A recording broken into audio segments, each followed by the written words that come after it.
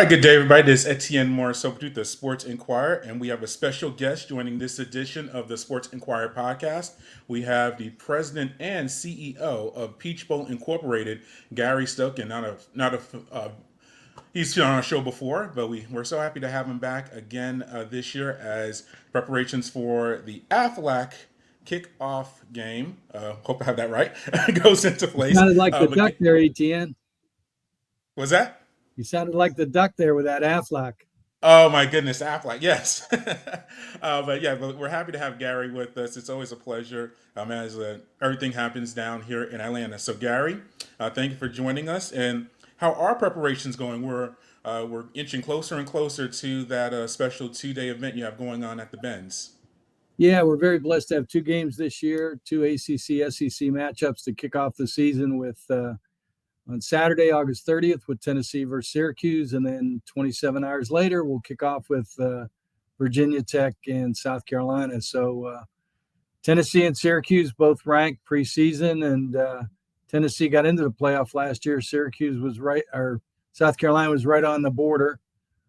Syracuse with Fran Brown, former Georgia coach, laid a great foundation in his first year, winning 9 games, and they'll be trying to do that again. So, and then obviously Virginia Tech and South Carolina in the Beamer Bowl will be a great matchup as well on Sunday. So we're looking forward to the kickoff of college football. Yeah, and before we get to the specifics of those games, we're long enough to remember the Peach Bowl, the standard bowl game here in Atlanta, and how that's developed over the years. But the kickoff game is still relatively new to this process. What was the inspiration to have the kickoff game, and just how's the expansion and growth been taking place over the past? I guess we're approaching almost 20 years now with the kickoff game. Yeah, it's an interesting story. In 2006, the old BCS had decided to include another bowl game and to host the championship game of the BCS. We made a bid. Cotton Bowl made a strong bid. Neither of us won the bid.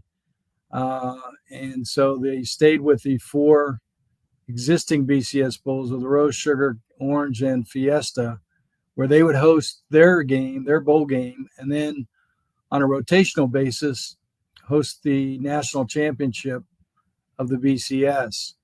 The very next year, in 2007, the NCAA presidents had added a 12th game to the football schedules. And so being the competitor that I am, I went to my board and I said, look, if they're not going to let us in the BCS on the backside of the season, we're going to start the BCS on the front side of the season.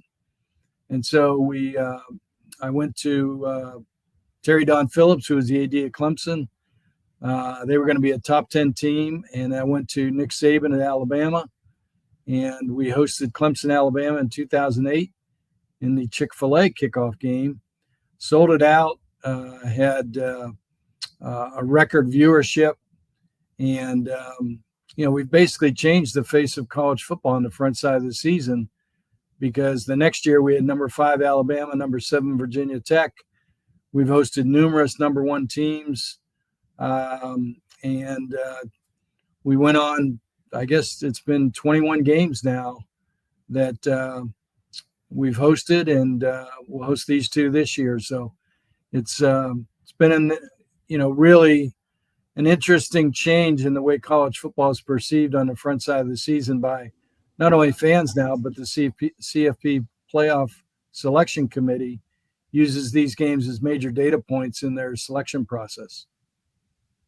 Yeah, and the AP poll is coming out today as we're recording this. By the time so people watch this, AP poll may already have come out. But this really has become a landmark matchup because this is really a gauge. And we've seen this game really have an effect on later on in the season, that especially when you have 2 non-conference teams facing each other, strength of schedule, for head-to-heads.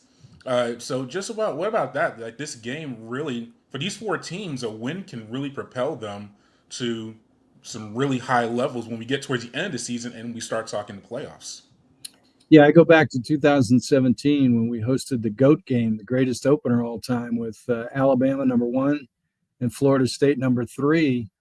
Alabama went on to win that game, did not win the SEC that year, but wound up getting into the playoff in the number four position by the CFP selection committee because they beat number three Florida State to start the season. So, and they went on to win the national championship. So, this game is a major differentiation point, but also from a beginning of the season standpoint, the coaches will tell you a team improves most game one to game two, and it's because they have live film that they can coach up the kids individually, position wise, as well as collectively as a team. So, very important for the coach and the team, but also the coach will tell you that the offseason workouts go to a whole new level.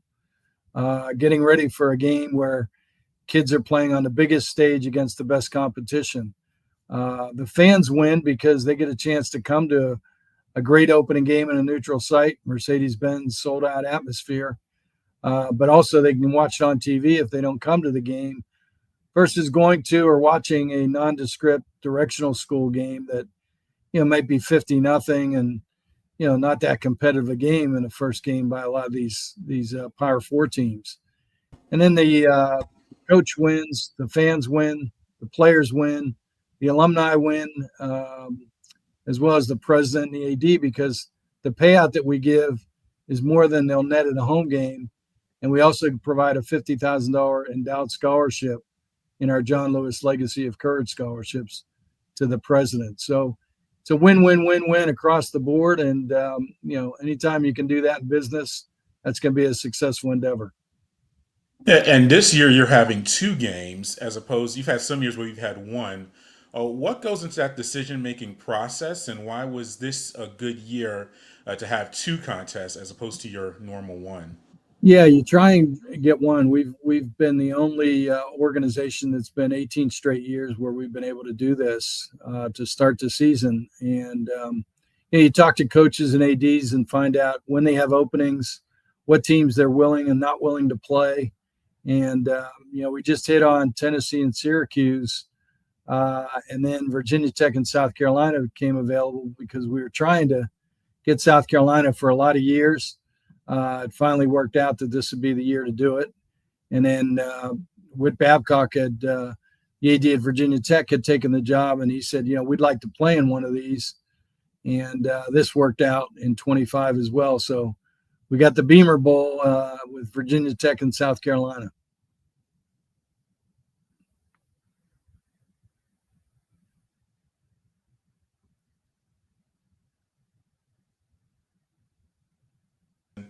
How big is that for you? Just a geographical expansion. I think in this era, geography is, we're seeing teams and conferences, but still to have a Northeastern team, I know they're in the ACC, but still having them come down here has to be a pretty nice little change of pace for you and your staff and crew. Yeah, we've stretched out. We've taken Oregon, we've taken Washington, we've taken Boise State. When we knew they were going to be ranked top 20, top 25 in the past, but more often than not, we've stayed with the ACC-SEC matchup. We've helped the ACC more often than not with our two-game schedules when we've done them with the Monday night game that they have with ESPN. But this year we wanted to try this Sunday afternoon because it over the last couple of years, ESPN has started to promote that as an opportunity because the NFL doesn't play till the next week. And Syracuse, John Wildhack, AD at Syracuse, is a good friend. We had done good business together when he was at ESPN. We negotiated contracts when Chick-fil-A Peach Bowl was on ESPN. And when he got the AD job at Syracuse, he's very interested in building the program back and wanted to get in a game like this because it will help their recruiting, help their national exposure, and provide their alumni down in the Southeast to come over to a game. So, we're glad to do that. And then Tennessee, we've always had a good relationship with Tennessee. And Danny White became the AD when he was at UCF. He got the AD job at Tennessee. We had been very successful in dealing with UCF, and Danny wanted Tennessee to get back in this game as well. So, it just takes a lot of conversations with ADs and coaches to see what games will hit and what years. And we've been successful to do this, as I said, 18 straight years, and now do 2 games this upcoming August 30th and 31st weekend. Yeah, and we're in the year 2025. I know you can't maybe say who you're looking at, but I mean, how far out are we looking as far as years at this Yeah, stage? it's become a little challenging in that with the playoff system, the conference commissioners and ADs at both the ACC and the SEC are looking whether they're going to schedule 9 conference games in the future or stay with 8. If they move to 9 conference games, then that takes up some of the inventory that's available to schedule this type of game. When you put that 9-game schedule plus some of the rivalry games like Georgia, Georgia Tech, Clemson, South Carolina, Florida, Florida State, Louisville, Kentucky, it becomes a little bit more difficult to schedule. So a lot of ADs are in a holding patterns to see what their commissioners are going to do with their future schedules. And they're waiting to see what the playoff committee is going to do in 26 with the playoff, whether it's 12, 14, or 16 games, and what the selection process is going to be. So they have to make a decision by December 1st. Hopefully they make it before that. And once they do that, then I think you'll see us be able to have some more ardent conversations with ADs and coaches. Yeah, and you mentioned the play. Thank you. Once again, we're here with Gary Stokan, CEO and President of Peach Bowl Incorporated. We've you mentioned the playoffs and the impact, and obviously the ones that are listening and watching this know the expansion has taken place, and there are talks of more. From your perspective as a host of a bowl, how do you navigate that as well? I mean, obviously you want to be a part of it. You're fully entrenched now. You've hosted a national championship game, but we're still in that. You mentioned the meetings. How much interaction do you have with commissioners? Do you just kind of keep your voice out there? Hey, we still want to be involved. Are you promoting an expansion, or how do you handle that as the president and CEO of a major bowl in the Yeah, we have coalition? great relationships with the commissioners. We probably talk to them as CFP bowls, once every month or two, and they're in the process of finalizing their ESPN deal. Once they figure out what kind of playoff system they're going to have, and that's the goal, is basically to remain as part of the CFP, hosting quarterfinals and semifinals. We've done a good enough job, with the previous years in hosting quarters, and this year we'll host the semifinal. And that's the goal for Peach Bowl Inc. is to stay a part of the CFP. We don't have an opinion on whether they go to 12, 14, or 16. Doesn't matter to us. We just want to remain as a partner with the CFP and putting on quarters and semifinal games.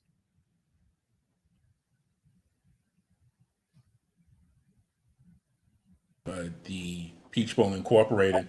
Before we get to what you have expectations over that weekend, you're busy all year. I think a lot of people assume, even myself at times, that you just get together a few weeks before these games and before the opener, and then obviously before the bowl game, and you just put it all together and just, all right, we're here and we're just going to really put in some hours. But it's a full year event, and you have events going on throughout the year. For those who are just unfamiliar with the Peach Bowl Incorporated, what activities, or I mean, what planning just kind of goes into these events? And then I know you have the golf tournament and you have the Coach of the Year, but just elaborate more on that for those unfamiliar with Peach Bowl Incorporated. Yeah, believe it or not, we work more than one day a year, but which a lot of people think that's what we do. But yeah, we have a full range of opportunities to promote college football and really use college football for the greater good. We're the most charitable organization in the country when it comes to college football, having given $68.5 million away since 2002, and we'll continue to do that through our 4 pillars of contributions. But we'll put on the 2 kickoff games. Then we put on the semifinal Chick-fil-A Peach Bowl in January. In April, we have the largest college coach golf tournament in the Southern Company Peach Bowl Challenge, where we'll give away $300,000 to the various coaches who play in the tournament, to their charities and foundations. And then we also promote the Dodd Coach of the Year, which is for the coach that does the most on the field, but also off the field with his student athletes and graduating them, as well as what he accomplishes in the community. So we use the three pillars of scholarship, leadership, and integrity. And we're celebrating our 50th year of the Dodd Trophy this year. So that's going to be a special presentation this year to the Coach of the Year. But it's other charitable opportunities. We do fundraisers for the National Down Syndrome Consortium. We put on a dinner for them. We put on a dinner for the Lions Lighthouse, which founded the bowl back in 1968 as the first bowl game for charity, but the ninth oldest bowl game in the country. And then we do some things with the College Football Hall of Fame to promote them and celebrate college football. And this year we're going to have a new event, Kickoff to Playoff Luncheon, where Rich Clark, the executive director of the CFP, is going to come in and speak about college football and the playoffs, etc. And then we'll have a breakdown from Roddy White as well as Tom Hart on the different teams that are favored to make the playoffs this year to play potentially in the Chick-fil-A Peach Bowl semifinal CFP game. And once again, here with Gary Stokan, CEO and president of Peach Bowl Incorporated. Before this game even started, I want to say well, you've been around for Atlanta for many years, but the Hall of Fame coming here, obviously this becoming the bowl games and the kickoff game, this really has become the center of college football. Just what about that development, the relationship between Atlanta, the Hall of Fame, and this really becoming the center of their, obviously college football throughout the entire country, but Atlanta is really become the center of just the scene, from the demographics to everything. But just a relationship between Atlanta and college football and how that's just grown over the years. Well, that's been our vision, to make Atlanta the capital of college football. And by bringing the College Football Hall of Fame here, it was the Peach Bowl that led that. We were the first money in. It was our vision to bring that here, and we signed the 30-year lease with the National Football Foundation to move and build the College Football Hall of Fame here. We helped sustain it, and then with our involvement with the various charities that we have, like, in our Aflac Kickoff Game, we promote Children's Healthcare of Atlanta because September is Childhood Cancer Awareness Month, and we've donated $23 million to Children's Healthcare to find cures and trials to eradicate childhood cancer and service the kids at the Aflac Cancer and Blood Disorder Center. So, it's important for us to be involved in the community of Atlanta with the charity donations that we've given, whether it's the $9 million in endowed scholarships that we have in our John Lewis Legacy of Courage Scholarship to give kids in Atlanta and Georgia, Title I kids that are underprivileged kids that don't have the money to go to school, go to get a college education. We have 37 universities with endowed scholarships that have played in our kickoff game or our bowl game or played in our golf tournament, and gives these kids an opportunity to go to school on an endowed scholarship. Many of these kids are the first kids from their families, the whole generation of families, to go to college. So we're trying to have an impact on the kids in the city here, and we're humbly proud to be able to do that through college football. And a lot of that's helped make us the capital of college football. Yeah, and the synergy, yeah, absolutely, and Gary, and the synergy also with your sponsors. Aflac is obviously takes a big lead with the kickoff games. You're joking. I did sound like the little Aflac there, but no, that's an icon. You guys become, I don't know, iconic's the right word, but a very strong figure. And then Chick-fil-A, obviously, his impact on and off the field is tremendous. What about those partnerships? I mean, Aflac's a major one. And then Chick-fil-A is, obviously, we're in the Southeast. Literally, there's a Chick-fil-A, it seems like, around every corner. But obviously, their philanthropy is felt here as well. But what about those relationships with Aflac and Chick-fil-A and how they've helped you through this development of these games. Yeah, we're very blessed in the city of Atlanta and really the state of Georgia, with Aflac being in Columbus, Georgia, and Chick-fil-A being here in Atlanta, to have home team corporate partners that really get behind our kickoff format and our bowl format to allow us to do the things that we do in the community. They're great people to work with. Their products are obviously tremendous, and they do a lot for a lot of people throughout the country. But their involvement with us is very, very special, very, very important to us being able to get anything done, as well as, the Deltas and the Home Depots and the Georgia Powers and Southern companies, Kia. We've been very, very blessed to have a lot of the headquarter companies in the city of Atlanta get behind what we're doing.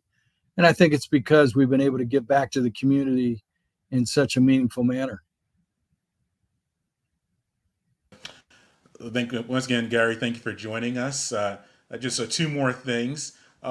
One, the leather helmet. I have to ask about that, and I must admit I volunteered in the past with the Chick-fil-A Bowl, and I do remember having, even on the field at times, having to give that helmet to players and coaches, and it is a little juxtaposition when they just came off of playing a long football game. But that thing has really become, I see it promotions. I actually see now people looking forward to wearing it. But what was the inspiration behind that? And just how has that taken off as kind of becoming one of the symbols of these contests?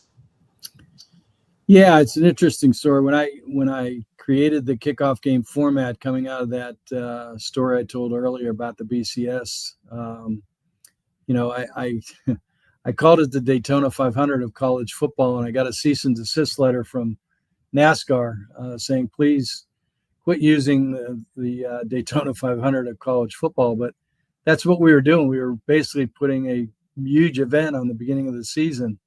And so we needed something special to honor that.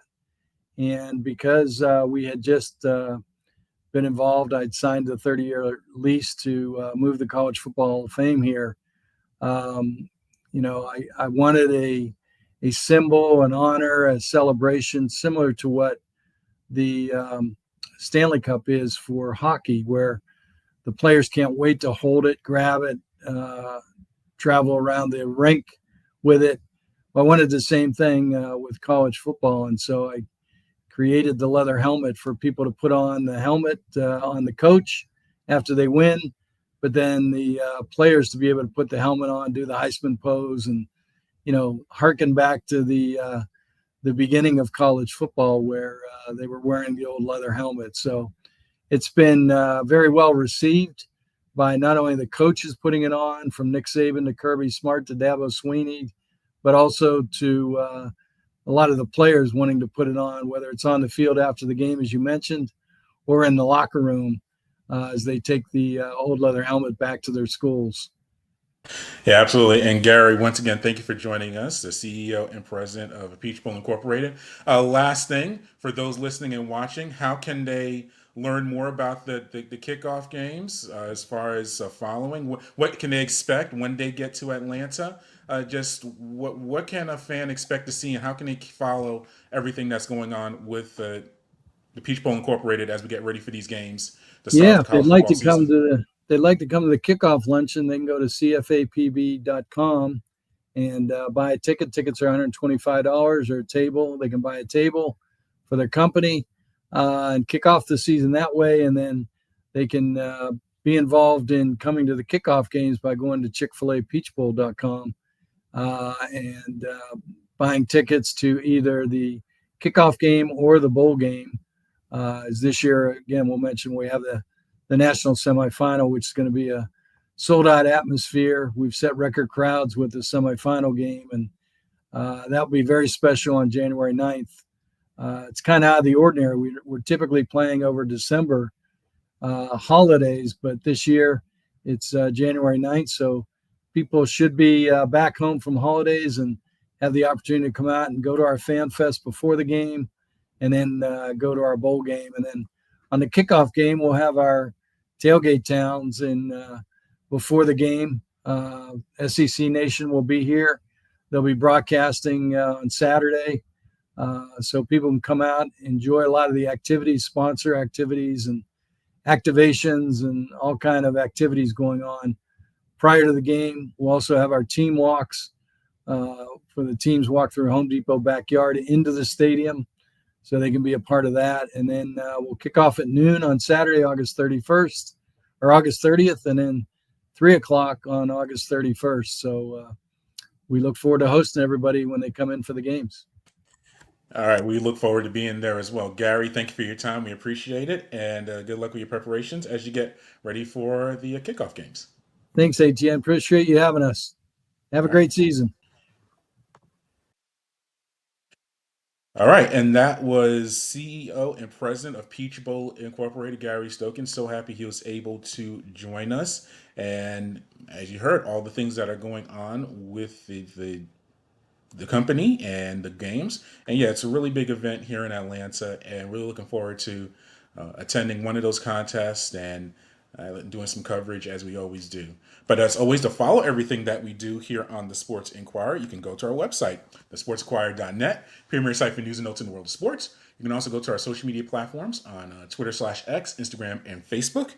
And make sure you like, share our audio and video hosts, which include YouTube, SoundCloud, Spotify, and many more. Until next time, good fight, good night, and be safe.